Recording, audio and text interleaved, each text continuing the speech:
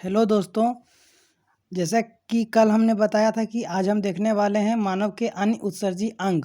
ठीक है, तो मानव के कुल जो है 5 उत्सर्जी अंग होते हैं। सबसे जो मुख्य होता है वह होता है आपका वृक्क। ठीक है, जिसे गुर्दा कहते हैं और अंग्रेजी में किडनी भी कहते हैं। उसके अतिरिक्त भी जो होता है मानव के उत्सर्जी अंग होते हैं। उनमें से आपका एक त्वचा है, एक फेफड़ा है, एक यकृत है, एक बड़ी आंत है।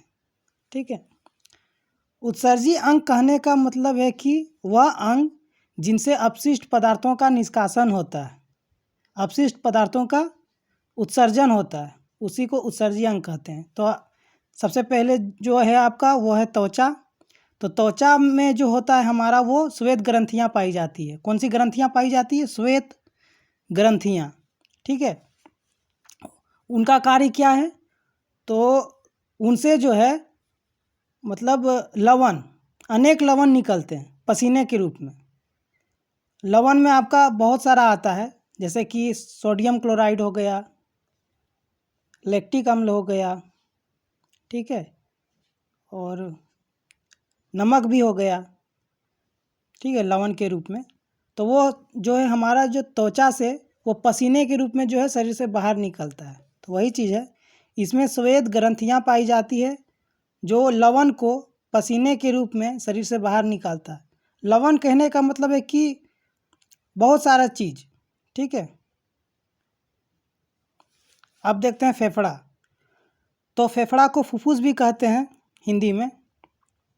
और फेफड़ा से जो है मुख्यतः जो है श्वसन प्रक्रिया जब होती है तो श्वसन प्रक्रिया के दौरान कार्बन डाइऑक्साइड और कुछ मात्रा में जलवाष्प भी शरीर से बाहर निकलता है।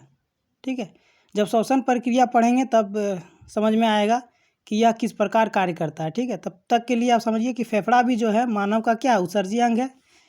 तो हम जानते हैं कि ऑक्सीजन को हम लोग ग्रहण करते हैं और कार्बन डाइऑक्साइड को हम लोग बाहर निकालते हैं शरीर से। तो यह कार्य कौन करता है? तो फेफड़ा ही करता है हमारा। ठीक है, यह मुख्यतः कार्बन डाइऑक्साइड तथा जलवाष्प को श्वसन प्रक्रिया के दौरान शरीर से बाहर निकालता है। ठीक है, अब जो होता है हमारा जो यकृत होता है वो हमारी जो है सबसे बड़ी ग्रंथि है, यकृत। ठीक है, मानव शरीर की सबसे बड़ी ग्रंथि है यकृत। और यकृत में क्या होता है, हम बता चुके हैं कि वृक्क के जरिए जो है यूरिया जो है अपशिष्ट उत्पाद के रूप में बाहर निकलता है। तो हमारा जो शरीर में बनता है पहला जो होता है अमोनिया ही होता है। तो अमोनिया बहुत विषैला पदार्थ होता है, बहुत ही विषैला पदार्थ। तो इसको यूरिया में कन्वर्ट करना ज़रूरी होता है।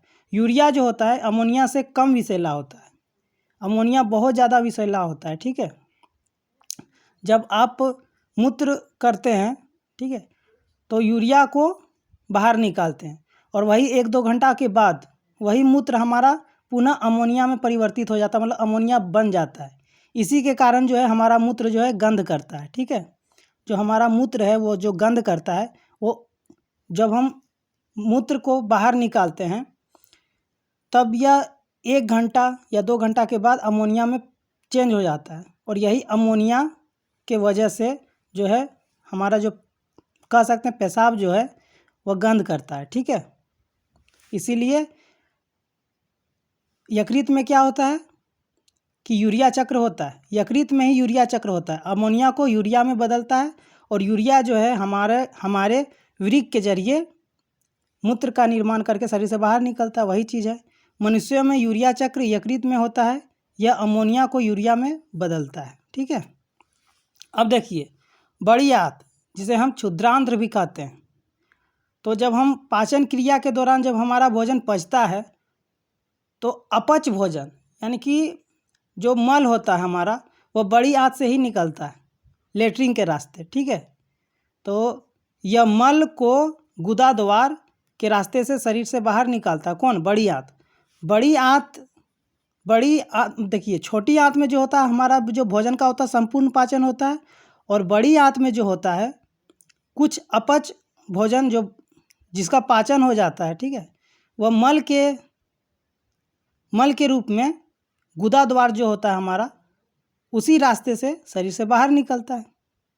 ठीक है, तो आशा करते हैं आप समझ पाए होंगे। ये आपका मानव का अन्य उत्सर्जी अंग है जो बहुत ही इम्पोर्टेंट है और आने वाले एग्ज़ाम में ये यहाँ से प्रश्न पूछा ही जाएगा। ठीक है, तब तक के लिए धन्यवाद।